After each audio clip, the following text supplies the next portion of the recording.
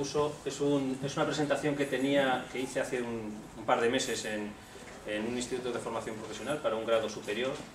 Querían que hiciera algo de la vida real y entonces sí, he pensado que podía servir también para el HUC, para que veamos estas tecnologías, ¿vale?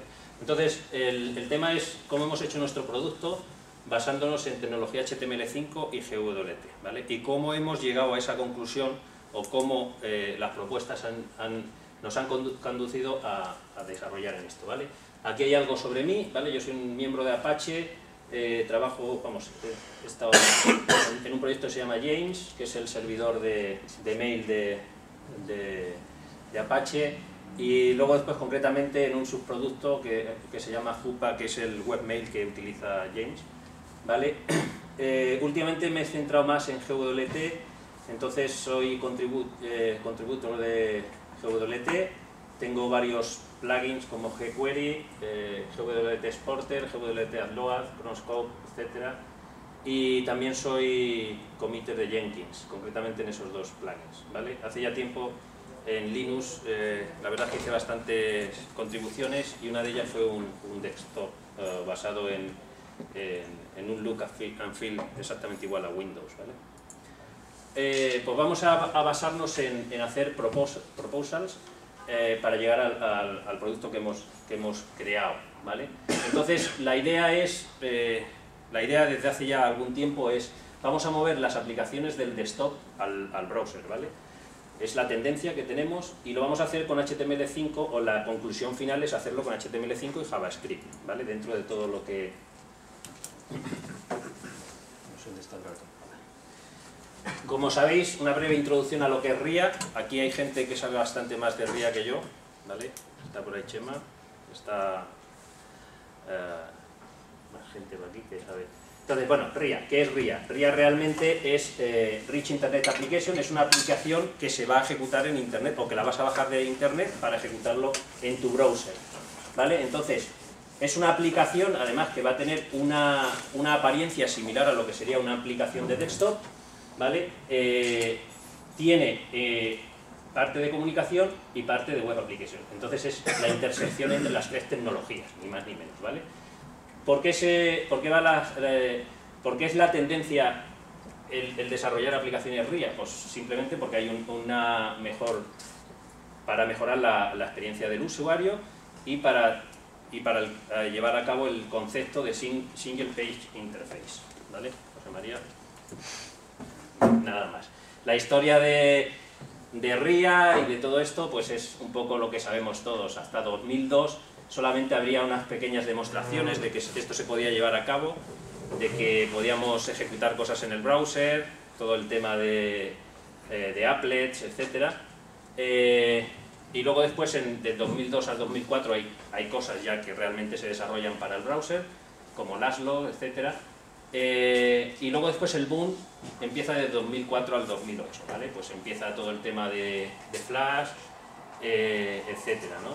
Es cuando empieza también, a finales de esa época empieza GWT, empieza Google a hacer Gmail, etcétera. Y luego después ya, en estos últimos años, que todas las compañías o la inmensa mayoría de las compañías están apostando por aplicaciones que corren en el navegador en vez de en el desktop, ¿vale? Aplicaciones de todo tipo, aplicaciones incluso de gestión de hoteles, gestión de farmacias, gestión de cualquier cosa, ¿vale?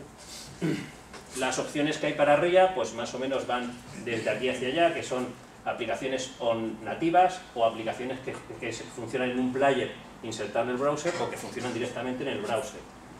De aquí para allá van a ser aplicaciones muchísimo más ricas porque tienes una respuesta inmediata. Es el caso de las aplicaciones, por ejemplo, de Android, que es nativas, lo que llamamos aplicaciones nativas, que tienen una respuesta inmediata, o las que vamos a desarrollar con emuladores, etc. Pues estas son las tecnologías que hay y nosotros nos vamos a centrar en esta parte, ¿vale? Nos vamos a quitar de en medio el player, que es lo que se estilaba hace unos años, y entonces lo que vamos a hacer es que la aplicación corra en el browser. ¿Cómo corre la aplicación en el browser? Pues utilizando Ajax y utilizando JavaScript, ¿vale? Seguimos porque esto es bastante trivial. Esta es la arquitectura clásica de una aplicación RIA, ¿vale? Lo que era antes una aplicación RIA, o todavía sigue siendo, hay mucha gente que... ¿vale? Entonces lo que se hacía era tener una gran carga en la parte del web server, ¿vale? Teníamos una parte de servicios, yo qué sé, la parte de la aplicación, es decir, había mucha lógica de business en todo el web server, y luego después, lógicamente, el acceso a datos. Y por ahí pues había también todo el tema de la seguridad, ¿vale? En el browser simplemente era todo vistas, ¿vale? Presentación, y solamente de business era el procesamiento de componentes, ¿vale? Entonces la propuesta que hacemos, la segunda propuesta que hacemos, es para hacer esas aplicaciones RIA que pueden estar hechas con plugins, o pueden estar hechas con applets, o pueden estar hechas con muchas cosas, vamos a intentar hacerlas con lo que tenemos últimamente, que es HTML5, ¿vale? HTML5 incluye no solamente toda la teoría de tags que había en HTML4, etcétera, sino además ya incorpora muchas más funcionalidades de JavaScript y sobre todo CSS, ¿vale? Y lo bueno del HTML5 pues es que está en todos los sitios, ¿sí? Entonces el estado del arte, como pone ahí en inglés, la presentación está en inglés, pero es que suelo hacerlas siempre, escribirlas por lo menos en inglés. Bueno, pues tenemos una serie de navegadores, tenemos HTML, CSS, JavaScript y Ajax, y surge HTML5, ¿vale? Y luego después hay una serie de lenguajes de programación que intentan sustituir de alguna manera el tedioso JavaScript, ¿vale? Está CoffeeScript, que es un pseudo lenguaje compilado a JavaScript, está Dart, que lo que intenta es sustituir absolutamente a JavaScript en el navegador. No sé si conocéis Dart algunos, es una tendencia que ha montado Google, que yo creo que no va a cuajar, pero vamos, en principio está ahí, ¿vale? Solamente hay algunas versiones de Chrome que tienen Dart incorporado, y si no hay que compilarla a JavaScript. CoffeeScript se está usando bastante, y jQuery, que es la manera de hacer JavaScript, la manera moderna de hacer JavaScript, ¿no? Vale, pues ese es como está el estado del arte, ¿vale? El estado del arte sigue siendo que tenemos HTML5 y JavaScript, lo que hemos dicho, en cualquier sitio, tenemos en Macintosh, en las consolas de videojuegos, y últimamente lo que tenemos es móviles realmente rápidos, ¿vale? Que tienen runtimes de JavaScript y runtimes de HTML5, ¿vale? Entonces, de hecho, por ejemplo, en BlackBerry están haciendo todas las aplicaciones que corran sobre HTML5. Vale, pues la idea es esta: desarrollar HTML5 y JavaScript y desplegarla o ejecutarla con cualquier entorno, ¿vale? ¿Qué ventaja tiene esto? Pues que vas a tener solamente un código base, ¿vale? ¿Desventajas? Pues que necesitas siempre un runtime de JavaScript o un runtime de HTML5, que es el navegador, ¿vale? Entonces, todas estas aplicaciones, todas estas plataformas ya tienen un WebView, que llaman, que es un navegador embebido en el sistema operativo, por así decirlo, ¿vale? Seguimos, y entonces la propuesta, o cómo se resuelve todo esto, es intentar hacer aplicaciones puro RIA, aplicaciones RIA con puro HTML5, pero llevándonos casi todo el business layer aquí, ¿vale? Al navegador. Ventajas: si tú te llevas la parte de ejecución, yo que sé, de ordenación de datos y todo este tipo de cosas al navegador, lo que haces es que tú tienes unos web servers que puedes crecer en horizontal, unos web servers que son muy livianos, y además aprovechas toda la potencia de CPU que te dan todos los móviles y todos los dispositivos de desktop, etcétera, ¿vale?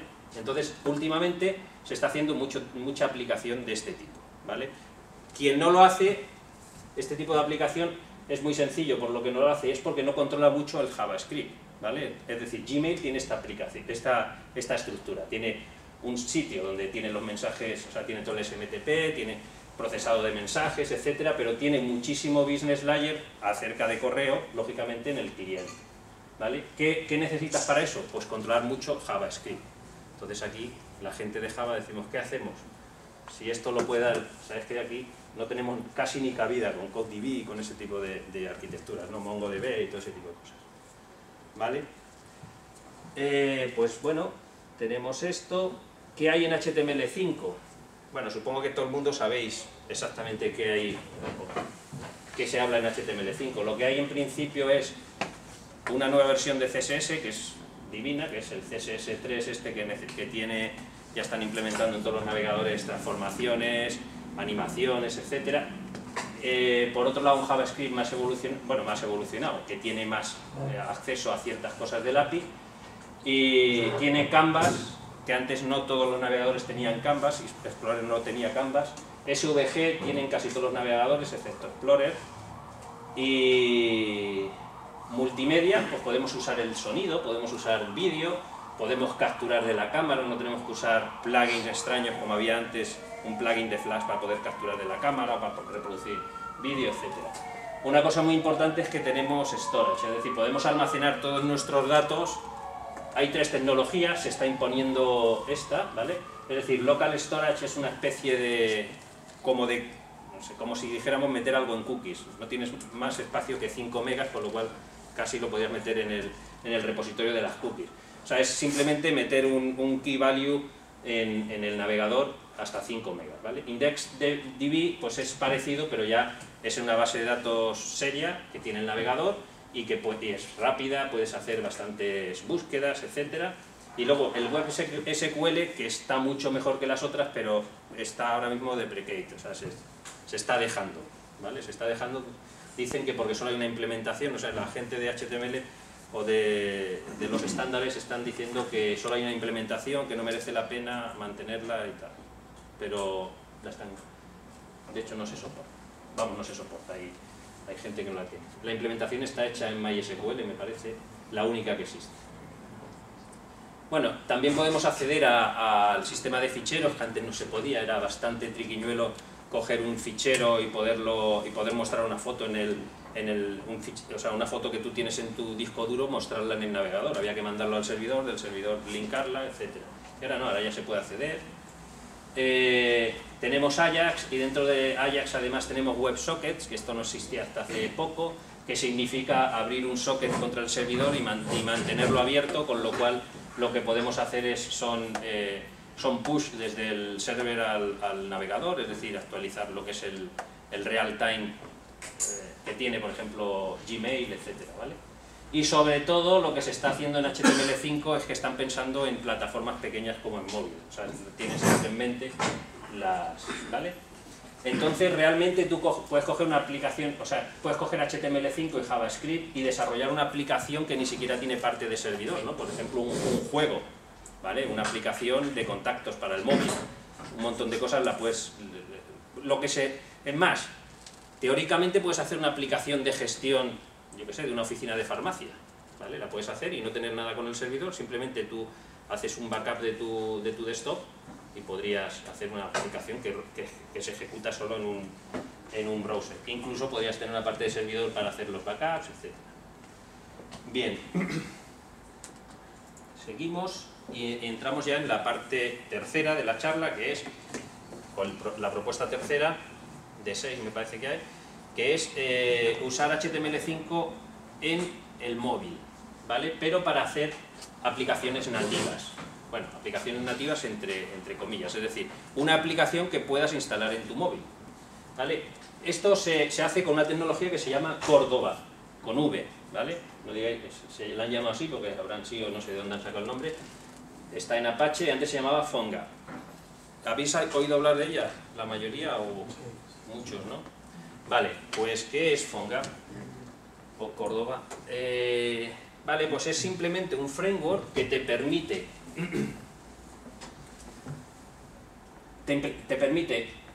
hacer una aplicación para móvil, pero utilizando las tecnologías web estándar, HTML5 y CSS3 y JavaScript, y ya está, ¿vale? Dice, ¿cómo hace eso? Pues realmente lo hace porque es una aplicación nativa que abre el navegador nativo de esa plataforma. El navegador nativo ese tiene JavaScript, tiene HTML5 y puede hablar con el hardware, ¿vale? Lo importante de PhoneGap es que te empaqueta tu aplicación para abrir un navegador y luego después además permitirle a ese JavaScript hablar con tu hardware. Es decir, por defecto el navegador no te va a permitir hablar con el hardware, pero PhoneGap lo que hace es retocar el navegador ese, el WebView ese, retocarlo para que te dé llamadas al API hardware del móvil. Pero no solo eso, es que además te da un API común, ¿vale? Es decir, vamos a poder tener solamente una aplicación hecha en JavaScript, ¿vale? Pasándola por Córdoba, vamos a tener todos los targets de teléfono que hay ahora. Aquí faltan también porque está Windows, o sea, el Windows Mobile, etcétera, ¿vale? Entonces, ¿qué ocurre? ¿Qué ventaja tenemos aquí? Pues que hacemos solamente un código base, ¿vale? Tenemos a todos nuestros desarrolladores desarrollando en JavaScript. No tenemos que saber Xcode o Android, Java para Android, que no es el Java normal, etcétera. ¿Cómo es la arquitectura de esto? ¿Vale? Pues la arquitectura es bastante, la verdad es que es bastante sencilla, ¿vale? Es esta de aquí. Lo que te da PhoneGap es solamente estas dos cosas. Te da digamos, la aplicación nativa que tú instalas en tu navegador y que va a abrir en tu móvil y que va a abrir el navegador embebido de tu móvil, y luego después te va a dar una serie, le añade a ese navegador una serie de JavaScript, de API JavaScript, para que tú puedas usarla y puedas interaccionar con el hardware de tu dispositivo, ¿vale? De manera que esto es lo que tú haces una aplicación móvil web. Y luego, por otro lado, te da la opción de que si tú tienes, por ejemplo, no sé, imaginaros que queréis hacer algo que vaya al hardware y que no esté, por ejemplo, queréis abrir la autenticación Facebook, ¿vale? Entonces, para obtener un Authentication Token de Facebook, lo que necesitáis es iros a la aplicación de Facebook que tiene el usuario instalada en su móvil, hablar con ella para que esa aplicación te retorne el Authentication Code. Pues entonces tienes que hacer tú un poco de código en Java para Android y un interface JavaScript para que puedas hablar con eso que has hecho, ¿vale? Esto va a ser común para todas las plataformas y esto lo vamos a cambiar, uno para iOS, otro para Android, etcétera, ¿vale? Entonces, realmente hay momentos donde tenemos que tocar el código nativo, pero solo si no existe un plugin de esto, porque por ejemplo el que he dicho de Facebook existe, ¿vale? También existen plugins para notificaciones, notificaciones de estas que se te abren las notificaciones en la barra de estado, etcétera, ¿vale?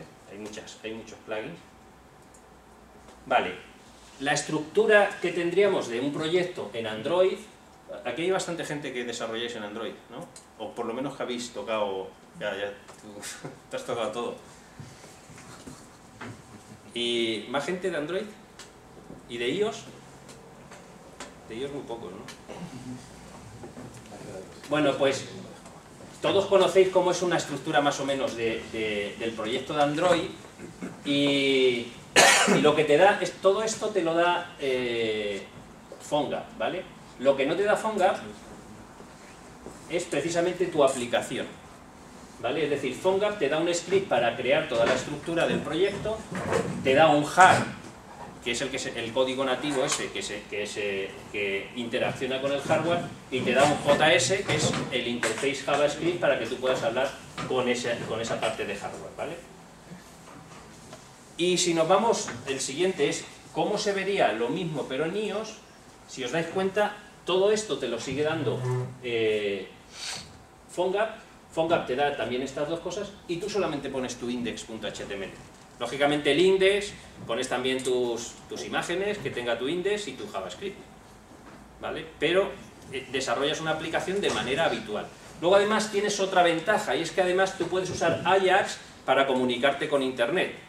Y además ese Ajax no tiene la prohibición de CORS. ¿Sabéis lo que es CORS? Cross Origin Resource, no sé qué, ¿vale? Es el pedir recursos Ajax a un servidor de donde no te has bajado tu página HTML, ¿vale? Es el cross-scripting o el cross-domain famoso, ¿vale? Entonces tú aquí metes Ajax de la manera natural, sin tener que hackear o que tocar tu servidor, y te va a funcionar, ¿vale?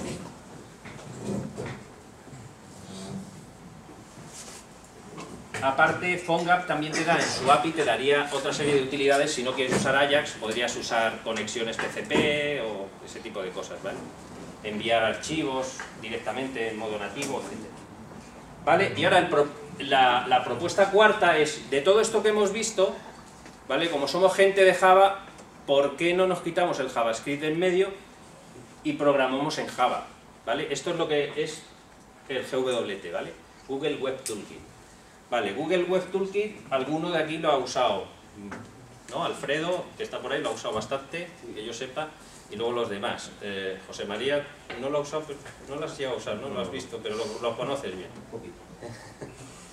Vale, entonces, bueno, es meterle una capa más, pero vamos a ver qué ventajas tiene, ¿vale? Tiene ventajas y desventajas, yo no... o sea, lo obvio es lo obvio. Entonces, Google Web Toolkit es un proyecto que desarrolla Google en la década pasada casi, y hace 8 años o 7 años, no sé exactamente cuándo empieza, sí, finales de 2006 más o menos, y lo hace open source, y luego además de que lo ha hecho open source, ahora ha salido del dominio de Google, es decir, que Google ha hecho que la comunidad se haga cargo del proyecto, ¿vale? Ha hecho un comité en el que están metidos pues gente como Sencha o gente, o sea, hay distintas compañías que están ahí, RCBs, etc. Y lo que te permite esto es, usando las herramientas que tenemos habitualmente y el lenguaje que conocemos, que es Java, lo que podemos hacer es compilarlo con este compilador y generar JavaScript que se puede ejecutar en cualquier dispositivo, ¿vale? Eso es lo importante. Ahora veremos qué ventajas tiene ese JavaScript respecto al escrito a mano. ¿Vale? Esta es la misión, esto ya lo habréis visto algunos, pero vamos, la misión que es de GWT cuando se creó y la que sigue es esta, ¿vale? O sea, es mejorar la experiencia en web para usuarios simplemente dándole al desarrollador las herramientas Java. Es muy importante porque las herramientas Java tienen testeo, que no lo tiene el JavaScript, tiene esto debug, etcétera, ¿vale? Tiene autocomplexion, tiene tipado estático, etcétera, ¿vale? Sin tenerse que comprometerte con ningún tipo de browser, ¿vale? Lo que tú haces es desarrollas en Java y cuando salga un browser nuevo, pues alguien hará la implementación para ese browser, compilas tu código y funciona. ¿Vale? Entonces, GWT, Java tu JavaScript, ¿vale? Eso está claro. Entonces tiene un compilador, ¿vale? Tiene un linkador, un linker, y un optimizador y un ofuscador, ¿vale? Esto es exactamente igual, ¿vale? Que lo que había antes, lo que ocurrió antes con C o C++ respecto a ensamblador, ¿cierto? Es decir, antes teníamos ensamblador, ahora tenemos JavaScript, se desarrolla un lenguaje que era C y ahora utilizamos Java. C lo que hace es tener un compilador, un preprocesador, luego un compilador, luego un linkador y un optimizador para cada máquina, ¿vale? Pues es una cosa muy similar, ¿vale? Pero GWT no solamente, o sea, GWT no es solo el compilador, aunque es su núcleo, ese es su 99%, es además todo el SDK que te da alrededor, ¿vale? Te da un SDK, o sea, te da un plugin para Eclipse, aunque hay plugins para otros IDEs, pero el oficial es el de Eclipse. Y luego después, además, te da pues un entorno para testeo, te da un entorno para depuración y te da muchísimas cosas más, ¿vale? Te da clases para el servidor, para que te sea fácil hacer Ajax contra el servidor, para que te sea fácil pasar clases Java desde el servidor al cliente, etc. ¿Vale? Entonces, lo que quiero haceros hincapié es que no es un framework, ¿vale? Un framework es Dojo, es jQuery, ¿sabes?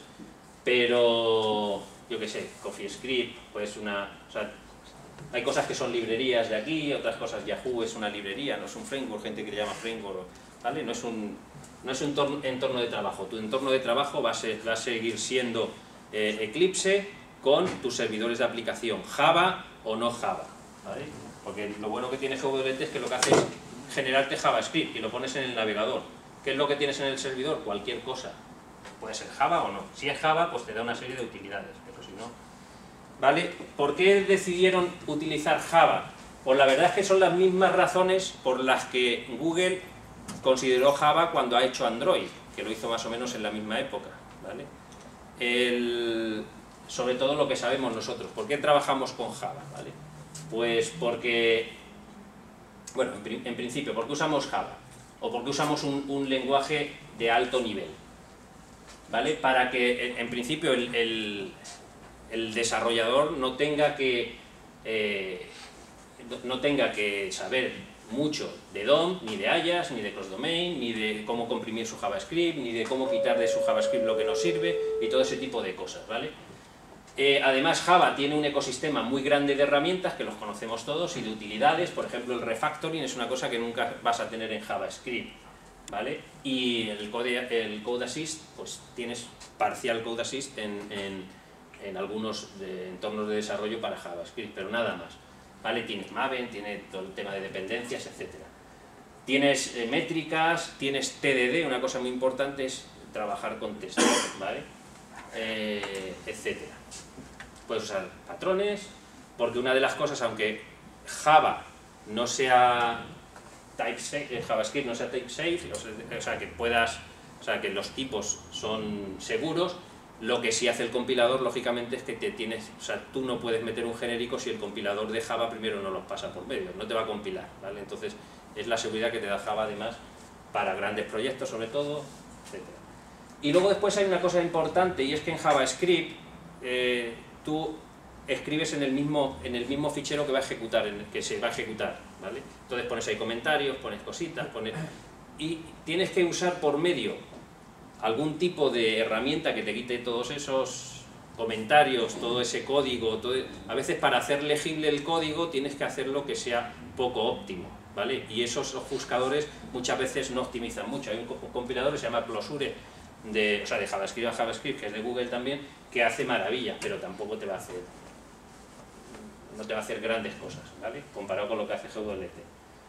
Y normalmente, ¿vale?, el compilador va a producir lo que ocurre con C y ensamblador, va a producir código más efectivo y mejor que el que podamos producir nosotros a mano. A no ser que seamos un gurú del JavaScript. Lógicamente habrá gente que ve el JavaScript y va a saber esto no, mejor aquí, pero hay poca gente. Yo realmente conozco muy poquita gente, y menos en España, que sepa un montón de JavaScript, ¿vale? Usamos el JavaScript de andar por casa, etc. Y lo que se estudia en las universidades y eso, pues es Java, ¿no? Ya sabéis. Vale, pues aquí vamos a ver un poco así, a ver si... ¿Vale? Lo que te da el entorno de desarrollo de GWT, ¿vale? Tenemos un IDE, que va a ser Eclipse o cualquier otro. Si es Eclipse, GWT ya te está dando una cosa que es un plugin para Eclipse, pero si es otro, el fabricante te lo va a estar dando, ¿vale? Y entonces aquí lo que hacemos es desarrollar nuestro código que se va a ejecutar en el browser.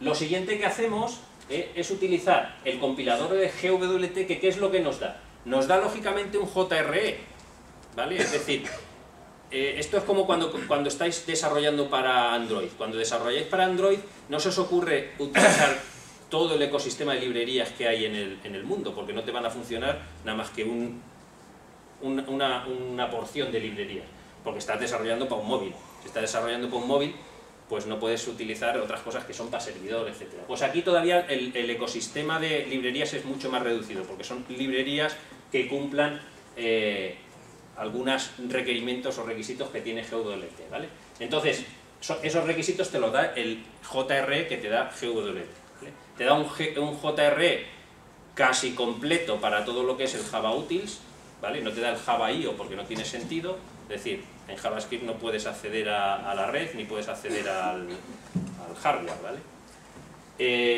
Y te da una serie de widgets y de librerías. Eso es lo que te da el compilador directamente, ¿vale? Entonces, al compilador tú le puedes añadir otras librerías de cliente, ¿vale? De cliente nos referimos que se puedan pasar a JavaScript. Pues hay, por ejemplo, las librerías que os he dicho yo antes, GWT Query o jQuery, es una librería que te permite utilizar el mismo la misma sintaxis que jQuery para JavaScript, pero en Java. pero además, lógicamente, con los tipos son type safe, o sea que puedes... o sea que se da cuenta el compilador de si has hecho un error sintáctico, etc. ¿Vale? Y lo que te genera el compilador con todo esto es tu JavaScript, ¿vale? No solamente tu JavaScript, porque es que además el compilador es capaz de generarte los sprites. ¿Sabéis lo que son sprites? Muchos de vosotros sí, ¿no?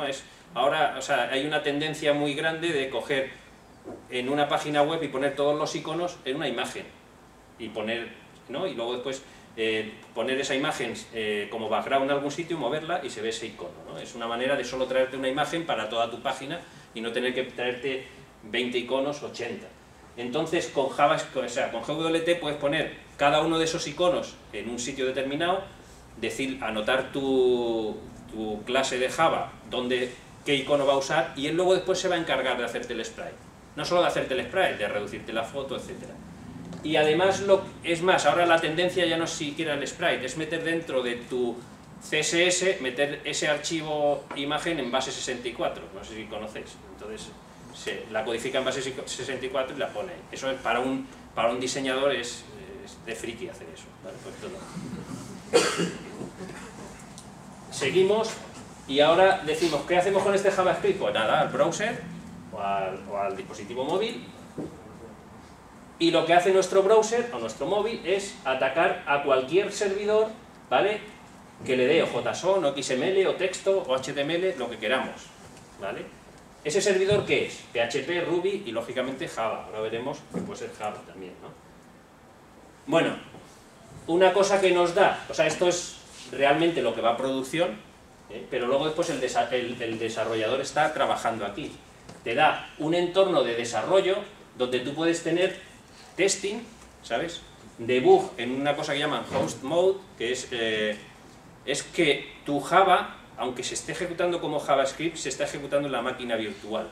Entonces puedes depurar, puedes poner puntos de parada, ver cómo van las variables, etcétera, todo ese tipo de cosas.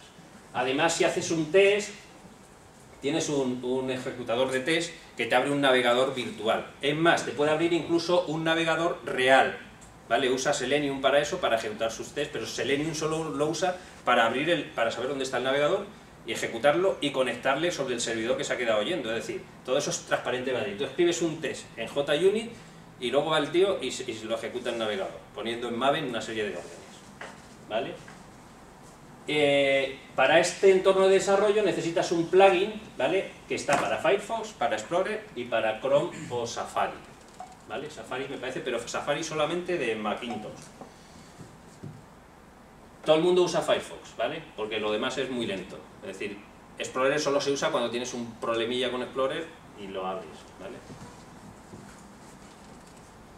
Bien, pues como habíamos dicho, el browser va a cualquier tipo de servidor o también va a un servidor Java, ¿vale? Si va a un servidor Java, aparte, ¿vale?, aparte de JSON, XML, tienes dos cosas que se llaman Remote Procedures Calls, o como quieran decirse, y Request Factory, ¿vale?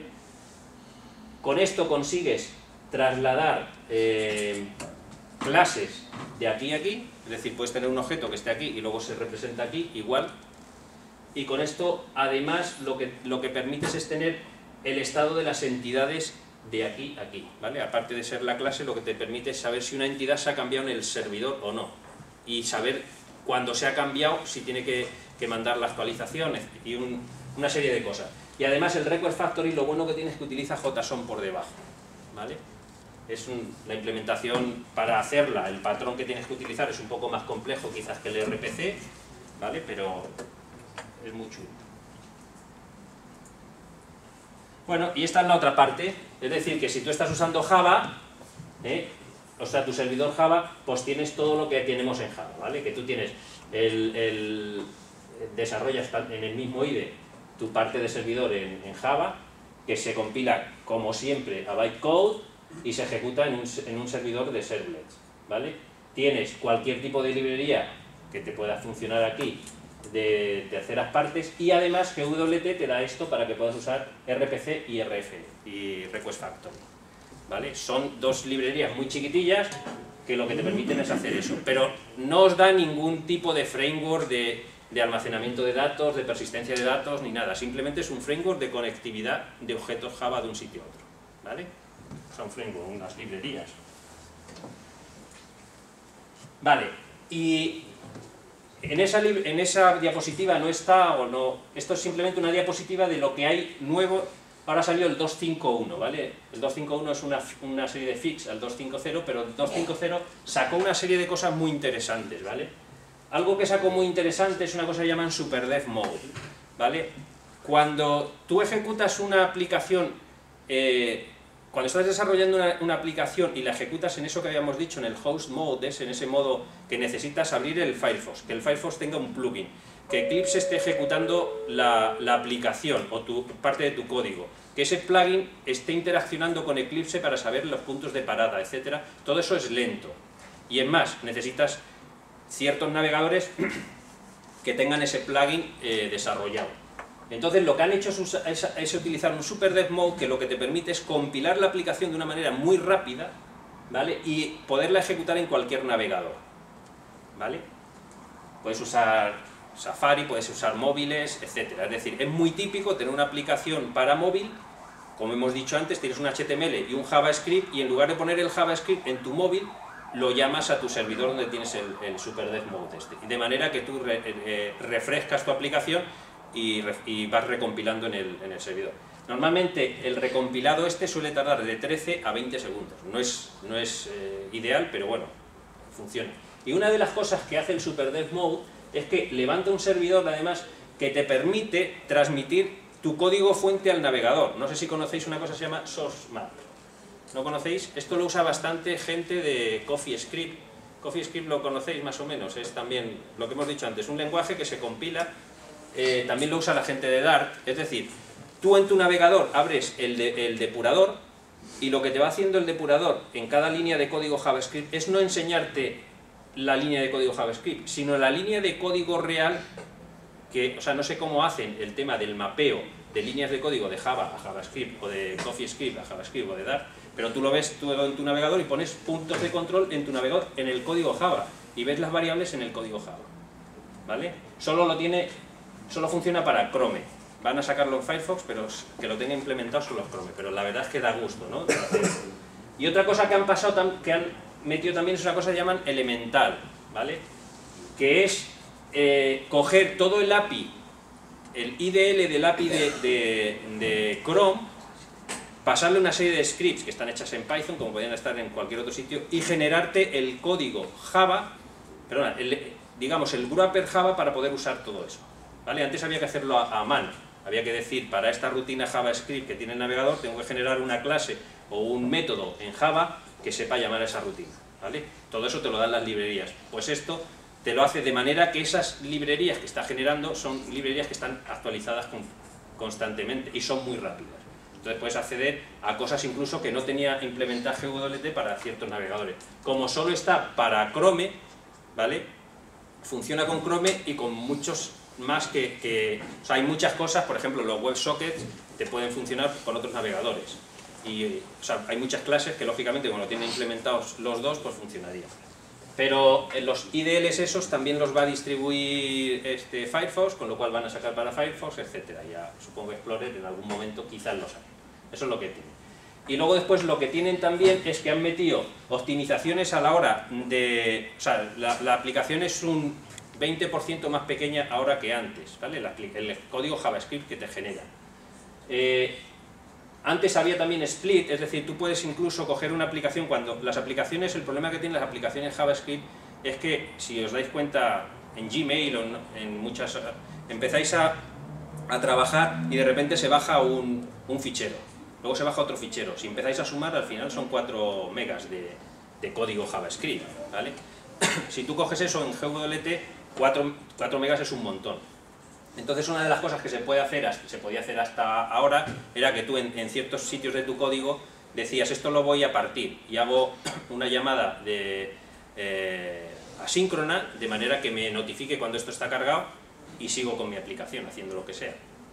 Entonces eso es bastante out of the box. Tú pones ahí realmente haces una llamada, implementas una interfaz y te lo hace.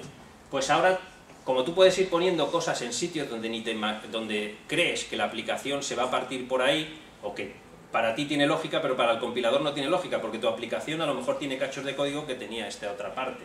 Entonces, esas optimizaciones las han hecho, las han unido, y ahora te hacen menos partes y con más sentido, y todo eso bastante automático.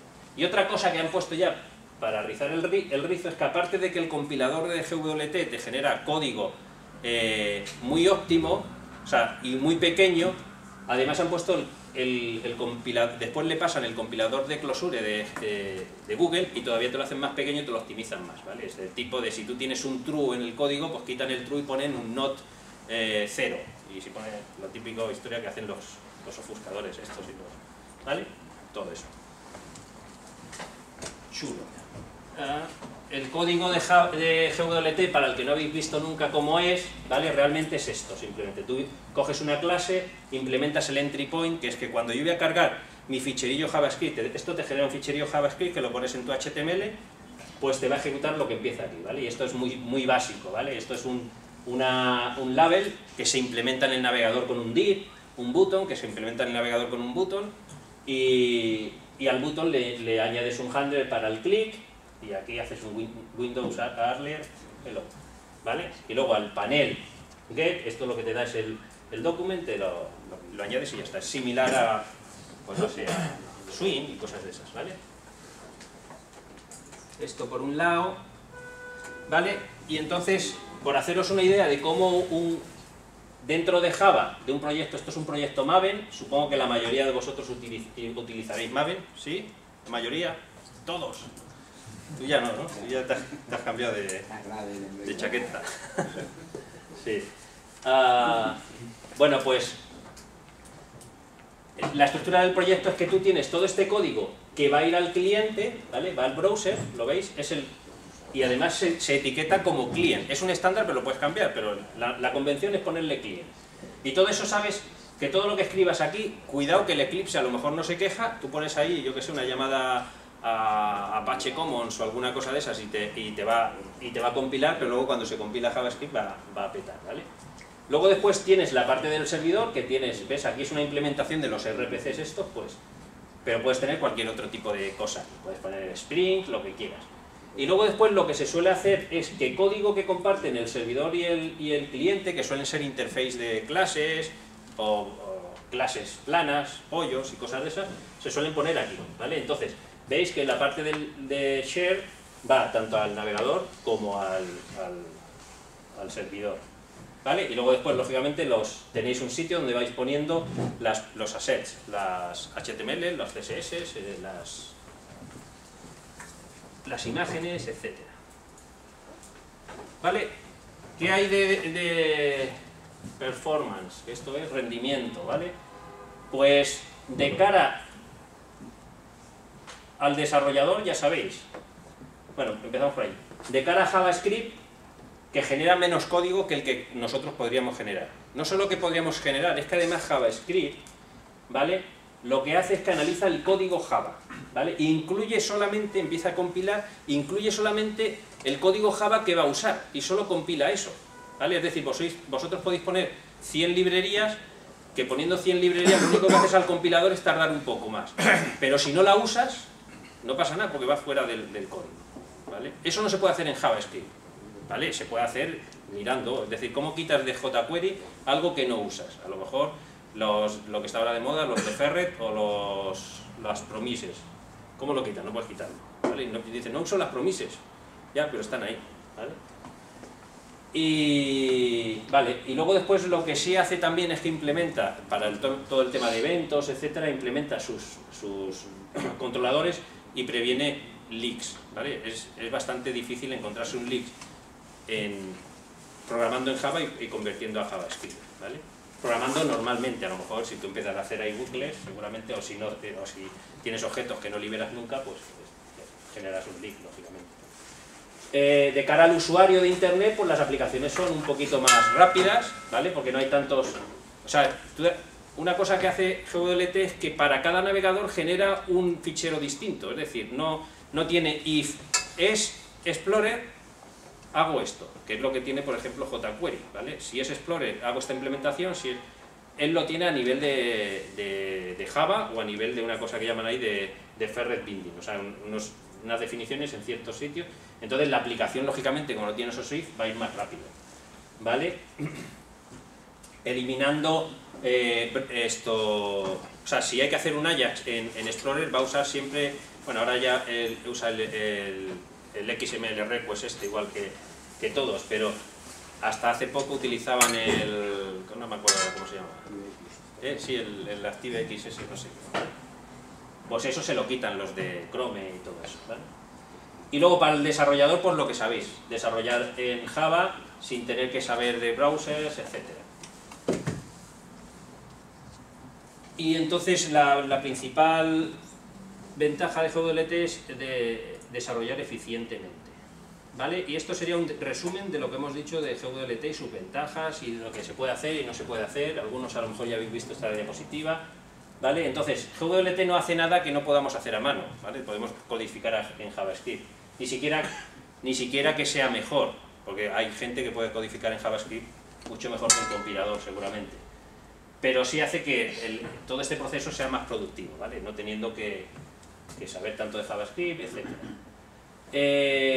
Tampoco intenta exhibir virtudes de Java, ¿vale? Porque Java tiene las virtudes que todos conocemos y tiene los defectos que también conocemos, que son muchos, ¿vale?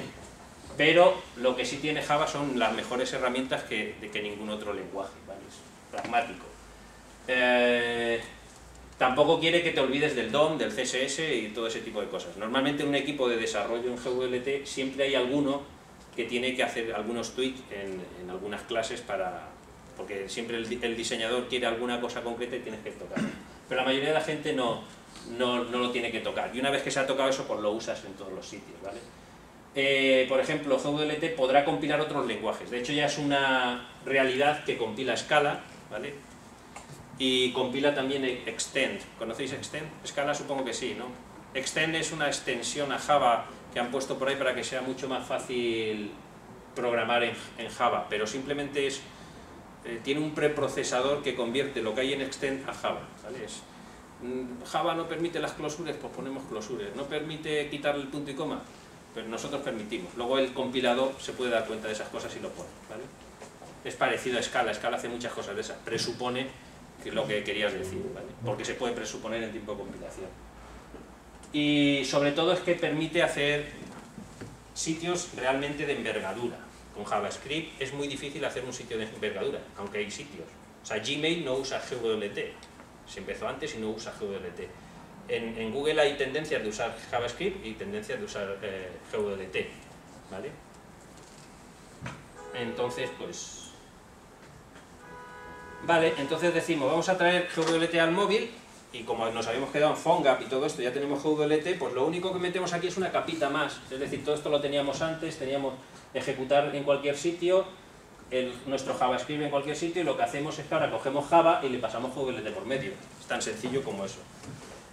Lo que tenemos que ver es que nuestra aplicación, cuando desarrolléis para móvil, o sea, una cosa que ocurre bastante es que cuando desarrollas para móvil con HTML5, tus aplicaciones parecen web, parecen HTML5, ¿vale?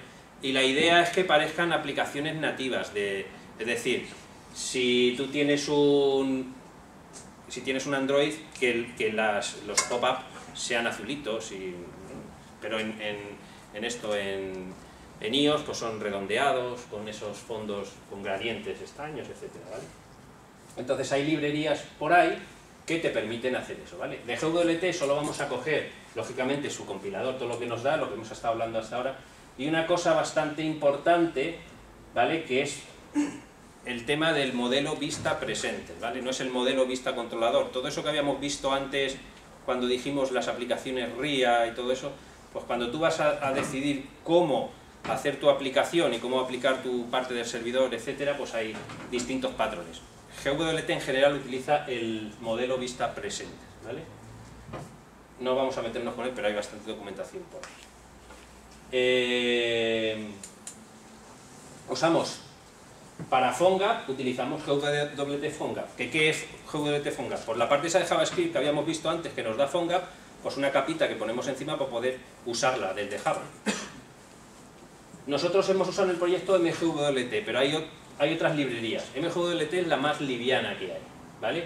Y lo único que te da esa librería son widgets que se parecen. O sea, tú compilas y cuando compilas para Android, los widgets que te da son de Android. Se parece a Android. Son HTML, pero se parecen. Te da una serie de widgets, pues botoncitos y paneles, barritas de botones, etcétera. Te da otra cosa importante en los móviles, que son animaciones, que cuando pasas de aquí vas de un lado para otro. Y te da los temas esos para cada móvil. Y luego después nosotros estamos usando jQuery, que yo soy uno de los autores de la librería, ¿vale? Que lo que te permite es, aunque estés usando GWT, hay veces que necesitas hacer algunos tweaks en los widgets, por ejemplo, o incluso hacer llamadas Ajax nosotros hacemos llamadas Ajax a Facebook, pues lo hacemos por eso, en lugar de utilizar GWT, que lo que tiene es unas librerías bastante tediosas de utilizar, el Request Builder, para poder acceder a servicios de terceros. Pues jQuery lo que te hace es hacer que escribas menos, ¿vale? Y eso es lo que utilizamos.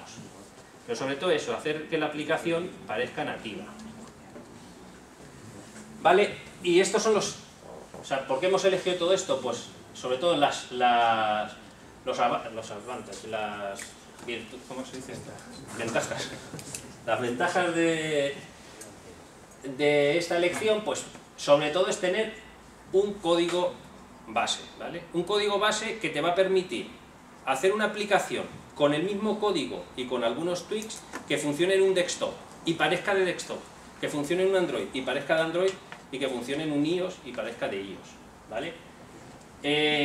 Usamos un lenguaje para todo, que hasta ahora, pues para Android una cosa, ¿sabes? Incluso aunque Android sea Java, tienes que tener un desarrollador especializado en Android, ¿vale? Y si solamente es una aplicación para desktop, tienes que tener un tío que sepa JavaScript, etcétera, ¿vale? Utilizar librerías escritas en Java en lugar de reescribir. Por ejemplo, yo hice un proyecto hace poco que necesitaba temas de los QRs, pues yo utilicé el Zebra Crossing y lo pasé a GWT, que es lo que hice, cogí las 4 cosas que quería, las puse ahí y punto, le hice un fichero de módulo y no tuve que reescribir nada, ¿vale? Pues con él hay muchas librerías, yo que sé. Ahora veremos otra cosa que necesitan librerías de physics, ¿sabes? De movimientos gravitatorios y todo ese tipo de cosas, ¿vale? Eso funciona casi a la primera. Y desarrollamos siempre con el browser, es decir, nosotros lo que hacemos es, tenemos nuestro Eclipse y abrimos un browser al lado, y ya está, le decimos al browser que se comporte como un Android, es decir, le ponemos el user agent de Android, y entonces a partir de ahí ves la aplicación como si va a aparecer en Android. Lo hacemos más chiquitito para que parezca con Android, pero estamos con el browser, ¿entiendes? Y damos F12 y estamos con el Firebug o lo que sea. El debug es real time, es decir, tú cambias, recargas y tienes ahí el real time. Y sobre todo testing, ¿vale? Y además todo lo que estamos usando es open source. Y luego después ya, para nuestro producto, que lo vamos a ver al final, ¿vale? Aparte de tener un producto que se ejecute en todos los sistemas, además necesitamos que se dibuje una rueda, ¿vale? En esa rueda dibujamos conversaciones y tal. Y para nosotros esa rueda nos hemos imaginado, es una cosa que bastante vistosa, ahora le queremos dar más vistosidad. La rueda no ha evolucionado nada desde hace un año y pico para acá, pero lo que sí hemos hecho es cambiarla de librería, porque ahora es lo que queremos hacer con ella, ¿vale? Está por aquí Juanjo, que es el que ha hecho casi toda la rueda en la nueva versión, y lo que hemos usado para ello es una cosa que se llama Play-N, ¿vale? Entonces para nosotros la rueda va a ser una especie de juego. ¿Y Play-N qué es Play-N? ¿Vale? No sé si sabéis, pero ¿conocéis Angry Birds? Supongo que todos, aquí ya sí todos, ¿no? Pues Angry Birds está hecho justamente con Play-N. Han cogido Play-N, de hecho Play-N se ha hecho para Angry Birds, ha cogido Google, cogió a Roxio y cogió también a Ray Cromwell y a una serie de gente, los pusieron alrededor de una mesa y se inventaron tanto el juego, bueno, el juego a lo mejor estaba medio inventado en algún sitio, pero se inventaron con qué herramienta hacerlo. Y es una herramienta que te va a permitir hacer algo que se va a ejecutar en un navegador o que se va a ejecutar en un Android o en iOS, pero en código nativo, incluso en Flash, ¿vale? Porque el problema de los juegos, ¿hasta ahora qué es? Pues el que veis ahí. Hay demasiadas plataformas y demasiadas complejidades asociadas a cada plataforma. Entonces surge Play-N. Play-N es un cross-platform, una plataforma para cruzada, tal, de una abstracción de juegos para todas las plataformas y para escribir juegos que compilen en Java, ¿vale? En HTML5, que funcione en HTML5, en Android, iOS, Flash y quizás más cosas, ¿vale? Pero eso es una realidad, lo que tenemos, o lo que tiene. ¿Vale? ¿Cómo funciona Play-N? Simplemente desarrollas tu juego en Java. Dices, necesito una rutina que me permita saber cómo se mueve este objeto y cómo le aplica la gravedad, en base a su altura y a su peso, a su masa. Pues coges en Java alguna implementación que haya en Java, la pones y luego va a compilar. Si no tiene ninguna cosa extraña por ahí alrededor, si solamente tiene algoritmos matemáticos, te va a funcionar. Y lo mismo, o sea, ellos además te dan un API con el cual dices, dibújame aquí una figura. Y él ya sabrá cómo implementarla en Java o en navegador. Y luego después, este API, luego después tiene una librería para cada implementación. Una librería o un runtime para cada... No es un runtime, ¿vale? Es un compilador distinto para cada implementación. Android, Flash, GWT... De hecho, tiene una implementación, incluso tiene una implementación HTML. No, ni siquiera Canvas. O sea, lo que llevan al navegador son 3 implementaciones. Canvas, WebGL, y si no, hace una implementación HTML, lentísima, pero funciona. Es decir, si tienes una figura, le pones una figura ahí que será un fondo será un div con un fondo o algo de eso, con el redondito, con no sé cómo hacen, círculos, lo harán con bordes y se mueve, ¿vale? ¿Por qué usan Java? Por lo que habíamos dicho antes, ¿vale? Sobre todo es por el ecosistema, y ya está. Y porque Google tiende a todos estos productos que hace. Esto lo ha hecho Google, aunque ya empezó un proyecto un poco open source que había antes. Y luego, por ejemplo, porque había una librería que se utiliza mucho en juegos que se llama el Box 2 Dimensiones que estaba hecha en C++. Y alguien hizo, creo que un agente de Google lo hizo, pero no sé exactamente, alguien hizo una implementación para Java, lo portó a Java, y entonces luego después ya hicieron para GWT, lógicamente era casi inmediato.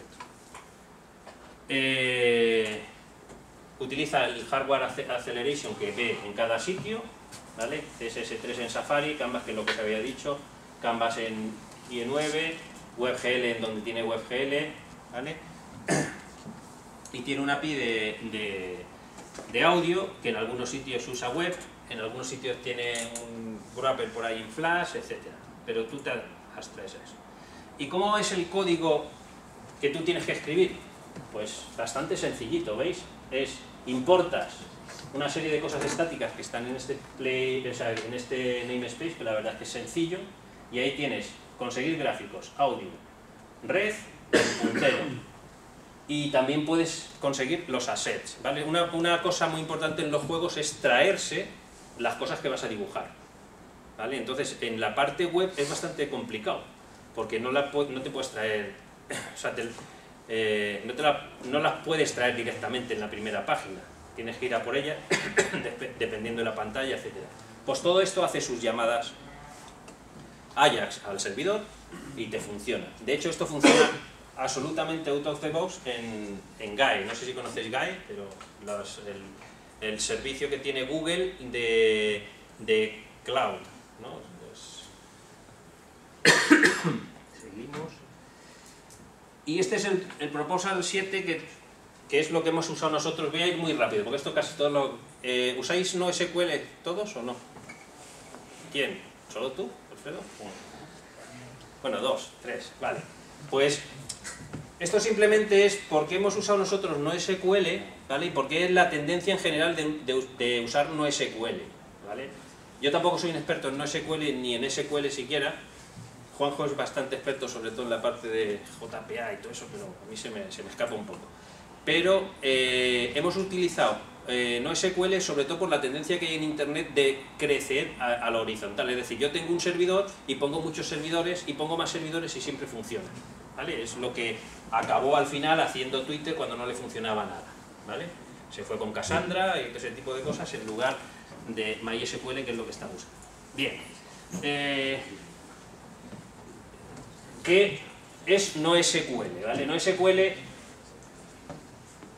lo primero que es que no se basa en tablas, no usa un lenguaje estándar para query. Cada implementación va a tener su propio lenguaje, ¿vale? Y sobre todo está optimizado para hacer lecturas, muchas lecturas y muy rápidas, ¿vale?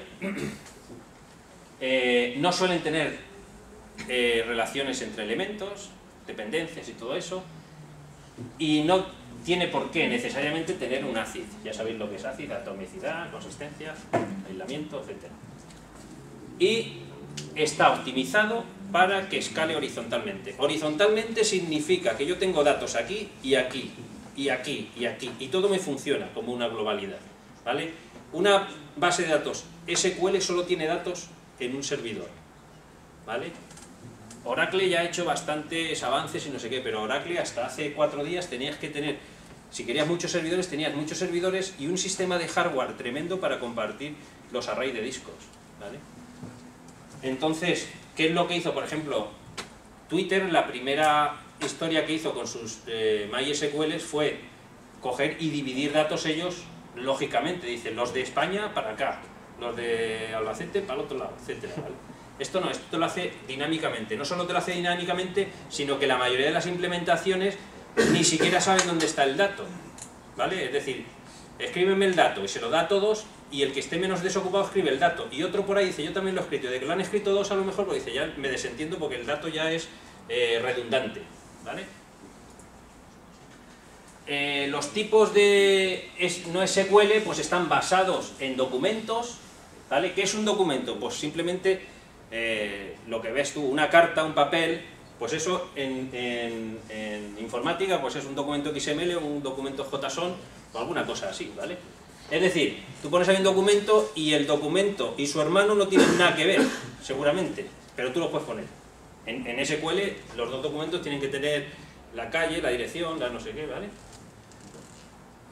Hay otros orientados a gráficos, lo que es un grafo normal de esto de dependencias y cosas de esas, que es como es DB2. Luego, orientados a key values, es decir, lo que sabéis que es un key value. Solamente tienes una entrada, perdona, un índice, y de ese índice tienes un valor que puede ser cualquier cosa, puede ser o datos binarios o lo que tú quieras, ¿vale? Y otras features, ¿vale? En key value está basado Cassandra, en document está basado CodeDB, Bigtable, que es de Google, también está en key value, etc.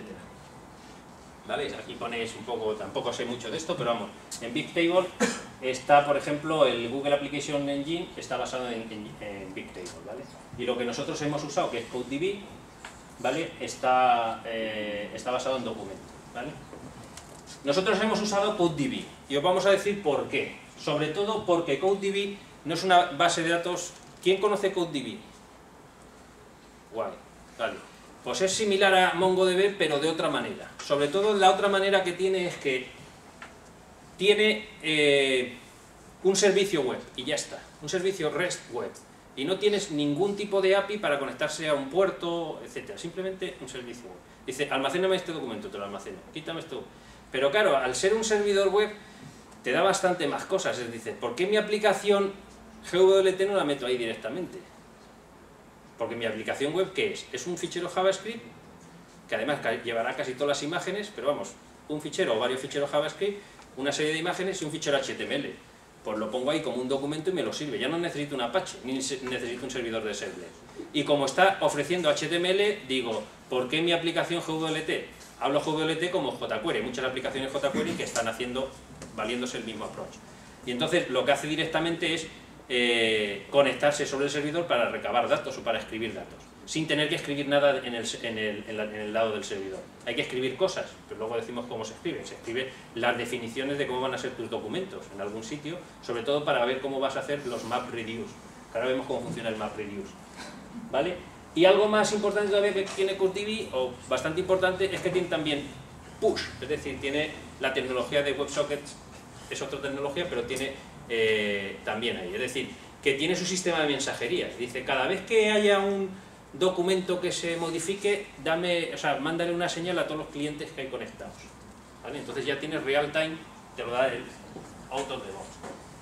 Luego funciona en Erlang. No sé si conocéis Erlang, pero es un lenguaje para clústeres, es un lenguaje bastante, es como Scala, pero ya en nativo, sin pasar por Java, ¿vale? Perdona, ¿te puedo hacer una preguntilla? Of course. ¿Esto no sería un pequeño problema de seguridad? Porque toda la lógica está en el cliente y nada en el servidor para contrastar ciertos datos y tener eso. Sí, puede ser. Es que tienes que, en el servidor siempre tienes que contrastar. Bueno, vamos a ver, hay mecanismos, ¿vale? Es decir, en el servidor, realmente en una aplicación tradicional, ¿qué seguridad tienes? La única seguridad que tienes es un cookie, si te das cuenta. Es decir, tú a un señor le pides una contraseña, un usuario y una contraseña en algún momento que te lo pueden dar a través de un servicio OpenAuth o cualquier otro tipo de cosas, pero al final es alguien que te dice, este usuario es fiable, y a ese usuario le emites un token que es un cookie, o lo que quieras. Y además por HTTPS para que nadie sniffe lo que hay. Y además un cookie que sea HTML only para que no te lo pille JavaScript que te hayan podido inyectar por ahí. Pues esto es exactamente igual, ¿vale? Es decir, cualquiera que pueda, tú lo que tienes que hacer es, antes de grabar en un documento, es ver los permisos que tiene ese tío. Si alguien le ha robado el cookie, lo tienes mal en cualquier sitio, en tu banco mismo, ¿vale? Entonces, no tienes ningún tipo de inseguridad. Lo único que tienes que decir es definir quién graba cada documento. Y lógicamente no tener ningún tipo de seguridad en el cliente. En el cliente tienes lógica de negocio, ¿vale? Es decir, si hay un cliente aquí que me dice crea un cliente, le dejo crear un cliente, ponerle una foto, no sé qué, todo, y cuando tengo el cliente se lo mando al servidor y dice, no estás autenticado, ¿vale? Pero ahí lo único que te pueden hacer es más, validarán los datos en el servidor, que el cliente traiga nombre, apellidos y no sé qué, tendrás que hacer, aparte de hacerlo en el cliente, ¿vale? De todas maneras, cuando tú ofuscas JavaScript y cuando ofuscas de la manera que ofuscas GWT, los hackers lo tienen muchísimo más difícil, porque además en cada versión, si te hackearan algo, por ejemplo el API de Gmail, hay gente que ha sacado plugins para navegadores que cogen el JavaScript ahí y hacen cositas y no te muestran los ads y todo ese tipo de cosas. Cuando le cambian la versión de Gmail, le ha cambiado todo, porque cambian la nomenclatura de los métodos y todo ese tipo de cosas, ¿vale? La seguridad no es un problema de cómo utilices esto. De todas maneras, GWT a nivel de seguridad tiene las implementaciones que hace de, por ejemplo, de escribir en el DOM, si traes algo, ¿sabes? De escribir JavaScript, CSS y todo eso lo hace a través de unos interfaces que se llaman Safe HTML, Safe CSS y todo eso, que van filtrados. Es decir, es muy raro que te hagan inyección en GWT como no la provoques tú casi. ¿Sabes? Inyección de script. Sí, pero yo voy un poco más a la parte que justo acabas de contar, la del servidor de base de datos. Si tú dices que solo estás usando para escribir o para leer, no tienes nada de lógica en el servidor. Sí, no tienes casi nada de lógica. Entonces en el servidor no compruebas nada. Ya, no. O sea, si pides un documento y tienes derecho a ese documento, no puedes traer un cacho de documento, no. ¿Sabes? Entonces, habrá aplicaciones que a lo mejor no sean buenas para esto. Pero es que, además, todas las aplicaciones no son buenas para esto. Es decir, una aplicación de banco la puedes hacer con sistemas orientados a documentos y sistemas orientados a no SQL a lo mejor no, ¿sabes? Es decir, los sistemas, ya has visto que dos tíos te pueden escribir lo mismo, ¿sabes? Y lo que se dice, marica, el último que escribas es el que escribe, ya está. En un banco no puedes hacer eso, pero en internet sí puedes hacerlo. No solo eso, es que en internet puedes decirle a todos los nodos del clúster escribir y confiar que se ha escrito. Y mientras confía que se ha escrito, alguien ha podido preguntar por algo y no está ahí. Pero eso pasa en Google. O sea, tú preguntas por en Google algo y a los 10 minutos preguntas y ya está, ¿vale? Porque sabemos que eso puede estar en Facebook, por ejemplo. Tú pones un mensaje y ves al de al lado que no le ha aparecido, o en Twitter, ¿vale? Son para ese tipo de aplicaciones. Vale, el tema del MapReduce es un problema, no sé, es bastante sencillo. Lo tenía aquí ¿sabéis cómo funciona más o menos o no? El MapReduce. ¿Os interesa saberlo? Sí, vale. Pues solamente es leer estas cosas, ¿vale? Es decir, lo que ocurre es que tenemos ahora mismo varios nodos de CodeDB, por ejemplo, o de cualquier NoSQL que utilice MapReduce y tenga implementado este protocolo, y hay alguno que se convierte en máster, que en caso de CodeDB puede ser cualquiera al que le estés preguntando, por eso balanceas, le preguntas a uno, se puede convertir en máster. ¿Y qué es lo que hace? Ese máster coge una pregunta que tú le has hecho compleja y sabe dividirla en cachos. Sabe dividirla porque se lo hemos dicho cómo dividirla, pero sabe dividirla, ¿vale? En problemas mucho más pequeños. Como son problemas mucho más pequeños, ¿vale? Se le da cada uno de esos problemas pequeñitos a los workers. En paralelo o no en paralelo, ¿vale? Y cada uno pues le va a responder sobre ese problema. Y con los resultados de ese problema, ¿vale? Reduce, por eso dice MapReduce, reduce la respuesta para, por ejemplo, yo qué sé, la propiedad distributiva de las matemáticas. Pues tú sumas 2 más 2, tú sumas otros 2 más 2 y tú multiplicas. Pues ya de que tengo los resultados. De hecho puede ocurrir una cosa, y es que haya varios nodos que le retornen lo mismo, pero él sabe que es lo mismo, desprecia, porque han tardado, el que menos tarde pues ya tiene su resultado y le responde, ¿vale?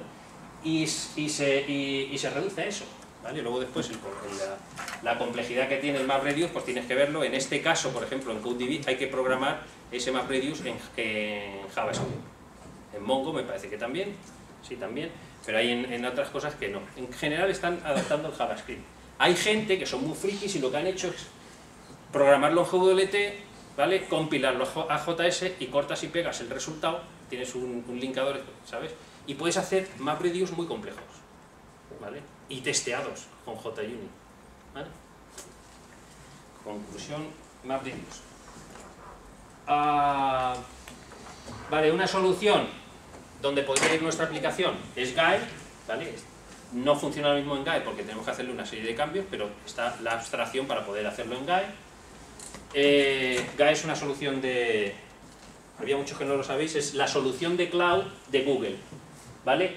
Tiene su propio runtime de Java, un Java, digamos, capado, para que no puedas acceder al disco duro, etcétera, etcétera, y tienen un plugin para Eclipse, para que tú puedas emular ese entorno de ejecución en tu Eclipse, en tu entorno de desarrollo, etcétera. Es gratis hasta bastante datos, hasta que lo uses bastante. Cuando lo usas bastante empiezan a cobrarte, la verdad es que cobran bastante poco. Nosotros tenemos una aplicación que la usan alrededor de unos 3 millones de personas, que es Tweetwheel, y a lo mejor nos cobran al mes 8 euros, dólares, así, ¿vale? O sea, es bastante insignificante. Bueno, es una aplicación Ajax, que casi todo tampoco tiene mucho. Tiene una administración de consola buena, tal, es escalable a tope, y si no te escala a tope, se lo dices a Google, le pagas más y te escala más. O sea, que tampoco eso es cuestión de lo que vale. Y lógicamente está diseñado sobre todo para las aplicaciones que hace Google, que son ricas, etc. ¿Vale? Y CodeDB es lo que os estaba hablando. Todo lo que os he dicho está aquí. Pues eso, es una base de datos muy liviana, porque está hecho en Erlang. Y pues la réplica cluster es out of the box, bastante performance, etc. Y además hay un módulo de Java, ¿vale? Un módulo, no, una librería de Java que tú puedes... Es un pseudo JPA, ¿vale? Que lo que te hace es escribirte los MapReduce de cuando tú haces una relación entre tus objetos, etc. ¿Vale? Y el push to client mechanism, que es lo que habíamos visto. Y el real case que tenemos es lo que hemos hecho nosotros, que es la aplicación de TopWheel, ¿vale? Es la empresa en la que estamos, es una startup que está en San Francisco. Somos alrededor de 7 ahora, ¿o cómo? 7, ¿no? Y bueno, es lo que tenemos es una idea. Con esa idea llevamos trabajando, como ocurre en Estados Unidos. ¿Qué? Acabo en eso. Y esa idea, pues hay una serie de inversores que te van cubriendo para que la vayas desarrollando. Ya hemos hecho varios prototipos, hemos llamado a varias puertas y todo esto pues ha seguido funcionando. Y estamos haciendo la segunda versión del producto, que ya es para móvil, etc. La primera fue bastante conceptual. ¿Vale? Hay un producto que, de TopWheel que se usa para Twitter, que tiene bastantes millones y tal. Y la gente que somos ahora. Éramos 5, pero es que ahora somos 2 más. ¿Vale? Cuando hice esto, hace 2 meses somos 2 más. Un español también, aparte de Juanjo, ya tenemos uno en Ponferrada. Y un español también, pero en San Francisco. Y bueno, pues como veis, esto es como se ve nuestra aplicación. Es decir, en móvil se ve así, ¿vale? En iPad se ve así, en desktop se ve así, bueno, esta ya la hemos cambiado, ya se ve mucho más como esta, ¿vale? Es decir, que con el mismo código base haces distintas visualizaciones de lo mismo, ¿vale? Porque lo único que dices, este panel, estos son los mismos datos, si te das cuenta son los mismos datos, se los cambio para que en móvil aparezcan de una manera y justo el compilador, le digo al compilador qué es lo que tiene que elegir para cada cosa. Pero además GWT lo que sabe hacer es que cuando viene un navegador, el navegador de Android entra y dice, este es un Android, y le da el JavaScript que es para Android. O sea, eso es todo sin tener que hacer nosotros ninguna cosa muy rara. Lógicamente, para desarrollar para desktop, si tú quieres aquí la rueda, tienes que desarrollar la rueda. Aquí no aparece la rueda de momento porque no sabemos cómo mostrarla, pero cuando sepamos, pues la mostraremos, ¿vale? Y esto es lo que hemos hecho con Play-In, ¿vale? Porque es que nuestra idea, además, con la rueda, es coger la rueda sola y que funcionen sin nada de esto. Es decir, que puedas pasar el dedo por aquí, te aparezcan los mensajes, le das como si fuera un juego, ¿vale? Que puedas tener aquí cosas para conmutar la rueda de un sitio a otro, que pueda ser tridimensional. Para nosotros puede ser un juego. Y además, a lo mejor, cuando la rueda crezca en capacidades, pues seguramente necesitamos que sea nativa. Como la tenemos en Play-In, pues directamente la hacemos para Android nativa, ¿vale? Sin todo esto, porque esto es HTML. Lógicamente, en Play-In no puedes meter HTML. Si metes un texto, es un texto en un canvas, ¿vale? Entonces, aquí la rueda se está renderizando, aunque estemos en un móvil, con un canvas, porque el navegador tiene canvas, pues utilizamos canvas, ¿vale? El proyecto que hemos hecho, ¿vale? Le hemos pasado, ¿sabéis lo que es el slog? Es un comando de Linux que le das y la verdad es que acierta bastante. Tienes que configurar un par de cosas, sobre todo en cuanto a la pasta, porque los tíos que desarrollan esto deben cobrar mucho, ¿vale? Hemos bajado la pasta un poco y sale bastante clavado, ¿vale?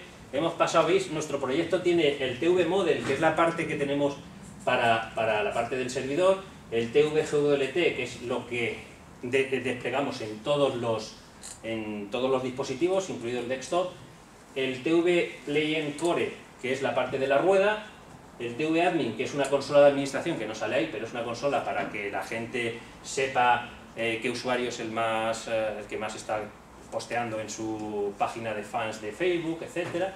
Y luego después, lo que habíamos visto antes, una aplicación de iOS y otra de Android. No hemos compilado para ninguna otra plataforma porque casi todos se instalan estas en Estados Unidos, ¿vale? Aquí en España somos muy de Android, pero en Estados Unidos son más de iOS. Entonces, el tema de BlackBerry y tal, ni lo hemos considerado de móvil. Tú le pasas esto, y dices, joder, para hacer esto necesitas 2,77 personas, más o menos. Y le das aquí, tal, y dice, el coste estimado serían de $374.000. Y estas personas han estado trabajando 0,92 años, que son 10 meses. Y casi lo ha clavado. Hemos trabajado un poco menos, pero, ¿sabes? En 8 o 9 meses hemos conseguido hacer todo esto con todas esas herramientas. Y es bastante complejo el proyecto por dentro, ¿vale? La arquitectura ya la hemos visto bastantes veces, pero para que quede claro, utilizamos el MVP patrón, que es lo que hemos dicho antes. Es que tenemos solo esto en el servidor y en el cliente tenemos las vistas muy simples, hechas casi en HTML5, y el presenter, que es el que se encarga de hacer las llamadas Ajax y el actualizar las vistas. Esto tiene una ventaja tremenda, porque coges esto, y esto es código Java que pasa a JavaScript, pero no tiene nada de vista, no tiene nada que le vincule al navegador, con lo cual haces test de unidad ahí súper rápido, ni siquiera abriendo un navegador, porque tú en GWT, aunque tienes el entorno de testeo, te tiene que abrir un navegador que, aunque es rápido, te abre una HTML Unit, es un navegador en Java, que no tiene, se llama headless es que no abre una pantalla gráfica, ¿vale? Y entonces estos tests son súper rápidos. Lógicamente, lo bueno que tiene Java es que podemos testear todo unitariamente. Y esto era cómo funcionaba, o sea, veis que está todo muy desacoplado, ¿vale? Esto es el MVC pattern, es esto, es el controlador, el modelo, la vista, y lo que pasa es que la vista puede hablar con el modelo y puede hablar con el controlador a la vez, ¿vale? Porque el controlador lo único que hace es inyectar la vista, pero dejarla a la vista que hable. Entonces, eliminamos esa posibilidad. Y yo creo que ya acaba aquí la presentación, ¿vale? Porque esto ya era para los chavales Vale, esto es simplemente, como yo soy muy de open source, si la gente quiere participar en open source, pues que me lo diga le podemos meter en algún proyecto, ¿vale? Si hay alguno interesado que esté estudiando y quiere hacer un proyecto para Google del Google Summer of Code, ¿vale?, que se ponga en contacto conmigo. Sería trabajar en un proyecto open source durante los 3 meses de verano y le darían, no sé si son $9.000, creo, o algo de eso, o 6.000, pero algo parecido, es que no lo sé cuánto le dan, ¿vale? Pero tiene que ser estudiantes de grado, o sea, de grado, de universidad. Entonces, si queréis, os puedo meter en algún proyecto, o si sabéis de alguien que le pueda interesar. Se trabaja bastante y lo bueno es que al final, yo tuve el año pasado uno, bueno, hice propaganda aquí en España, de hecho pasé algún mail a la lista y no se apuntó nadie. 2 personas me preguntaron y tal, y al final cogía un chino. Están deseando, le das 6.000 euros aunque le des 1.000.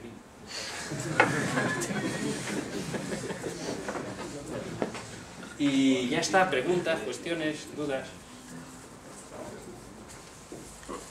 Dime.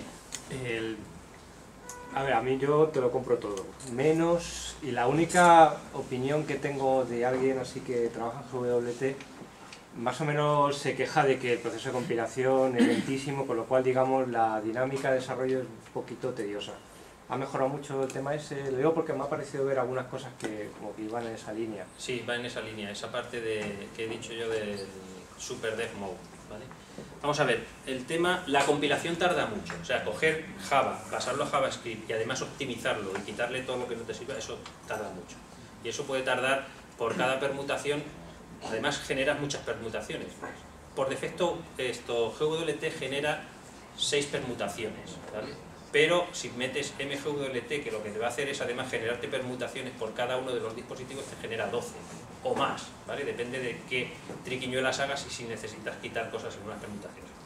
Normalmente tú cuando desarrollas coges una permutación solo, te configuras un ficherillo y coges una permutación. Y además desarrollas en Dev Mode. Yo suelo desarrollar en Dev Mode. Hay mucha gente que directamente desarrolla en Super Dev Mode, ¿vale? Super Dev Mode tienes que tener muy claro lo que modificas en tu código y compilar solo cuando lo quieres ver en la pantalla, ¿vale? Pero aún así, sobre todo cuando tienes problemas de CSS, de posicionado, de cosas así, es mucho más efectivo, ¿vale? Y cuando tienes muchísimos datos y luego después depuras en el navegador, que es distinto a depurar en el Eclipse. Entonces yo prefiero Super Dev Mode. Es lento, es lento. Tú tienes algo, levantar el servidor de Super Dev Mode te puede tardar perfectamente 30 segundos. Le das a Eclipse, te levanta un servidor de un servlet y luego después la parte compilada que empieza. Bueno, levantar el servidor tarda muy poco, ¿vale? Son segundos, muy pocos segundos. Cuando le das al navegador a actualizar, te compila todo el JavaScript que necesitas en esa primera rutina que necesites ahí, ¿sabes? Entonces eso te puede tardar, sí, te puede tardar perfectamente el primer tick que le das, pues yo que sé, 12, 14, 16 segundos, depende de lo que tengas por ahí, ¿vale? Pero modificas una clase y le das y suele tardarte 5 segundos o algo eso, en SuperDev, ¿vale? O sea, no está tan mal. Lo que sí pasa con GWT es que no es tan fácil de empezar, ¿vale? Necesita una curva de aprendizaje buena, es como Android. Dices, tú sabes Java, ponte a hacer Android. Quizá Android incluso pueda ser un poco más fácil, o no lo sé, ¿sabes? Pueda ser más fácil. GWT necesita que tengas muy claro dónde estás trabajando. Que estás trabajando en el navegador y la curva de aprendizaje no es trivial. Aunque sí es trivial meter a alguien que empiece a hacer cosas, si ya están hechas, ¿vale? Entonces, lógicamente es como cualquier proyecto. Para GWT, igual que si tú haces un proyecto Spring, no puedes estar sin una persona que sepa nociones de arquitectura, de saber configurarte el Maven, hacerte el proyecto, ponerte el proyecto en Jenkins, en no sé qué, todo ese tipo de cosas, y ya tengas a la gente que pueda desarrollar sobre eso. Pero vamos, no es trivial y es lento en esa fase. Lógicamente, ¿qué es lo que hacemos para no tener esa fase? Es casi nunca ir al navegador. Te metes en la parte de Java y haces las cosas en Java y le das al JUnit. Si lo ves verde, dices, esto tiene que funcionar casi seguro. Luego después le das, ¿vale? Pero eso debería de ser así en casi. Porque Spring, no hay cosa más lenta que Spring. ¿O no? ¿Sabes? Cuando haces cosas del servidor en Spring, es súper lento, ¿vale? Y tú que estás con Grace también, ¿no? Grace es muy lento. Es muy lento. Pero pasa que nosotros hacemos algo parecido. Los test unitarios, los haces unitarios del todo. Pero como hagas desintegración, te levanta el framework y pues tú puedes llegar. Sí, te pierdes. Pero a Rails le pasa lo mismo. Es que que van de guay los de Ruby. Ah, no, Rails se pasa. Si levantas el framework o los test de integración son eternos. Es mortal igual. Sí, yo he estado 3 años con Rails, es caótico. Y ahora ya irá mejor. Grails sí tiene... A mí me gusta Scala, pero... Scala tiene compilador también para GWT, que todavía es más lento, claro. Más. Esto en general no es una huida hacia adelante siempre. O sea, cada vez las cosas van metiendo capas y capas y capas. O sea, para resolver un problema base, que es que tienes que hacer correr una aplicación en un montón de dispositivos y al final, vamos, yo llevo trabajando tiempo y cada 2 por 3 pues sale una tecnología nueva, ¿no? Hombre, salió el Java y era como, venga, ya vas a poder hacerte la aplicación una vez. O sea, realmente si tú sigues foros de tecnología y no sé qué, te pierdes. De hecho, por ejemplo, GWT empezó a abandonarse cuando dijo Google que sacaba Dart, ¿vale? Y la gente dijo... De hecho, en Francia se utiliza GWT, yo creo que es lo que más se usa ahora para frameworks, para aplicaciones, ¿no? En Francia se usa muchísimo. Y en San Francisco se usa también mucho.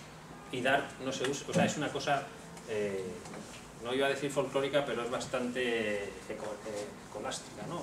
De universidades casi, ¿no? Pero igual que cuando salió Google y todo eso. Lo que sí está... Todavía no tiene una versión 1.0 estable. No, o sea, todavía no es algo que tampoco ellos estén empujando todo lo que podrían. Ya, seguramente. Sí. Pero de hecho, ellos sí que están empujando, han contratado a los tíos que llevan años optimizando el kernel de Linux para utilizar la plataforma de Dart en Chrome. De hecho, Blink Es para meter Dart dentro del WebKit. Están desarrollando, pero no tienen una versión estable. Sí, Y ellos mismos reconocen sí, que pero pueden cambiar el API.